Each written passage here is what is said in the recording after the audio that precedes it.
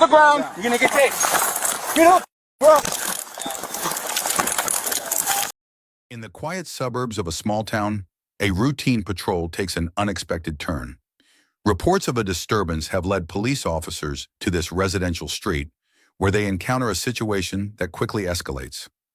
As tensions rise, the officers must make split-second decisions to maintain order and ensure public safety. What unfolds next is a tense confrontation captured on body camera footage, revealing the challenges faced by law enforcement in volatile situations. Get up, bro. You're gonna get resisting. On your stomach. You're under arrest. Stop resisting. You are under arrest. Stop.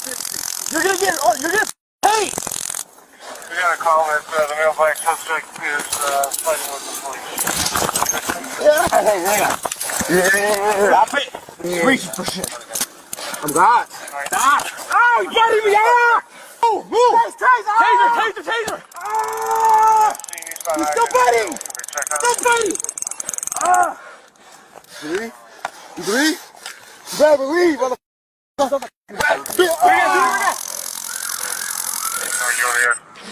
Taser deployed twice. Put him in cuffs. Put him in cuffs. Hey, let go of the taser. Let go of the taser. No, put him in cuffs. We understand. Let go of the taser. Oh, fighting people, dude. Put him in cuffs. Quit doing the taser. Stop doing the taser.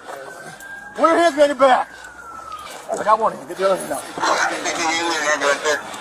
I got the right hand. After a tense and prolonged struggle, the officers finally managed to restrain the individual, bringing the situation under control.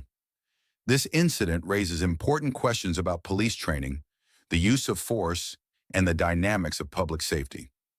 While the immediate threat is neutralized, the aftermath leaves us to consider the broader implications of such encounters on community trust and officer well-being.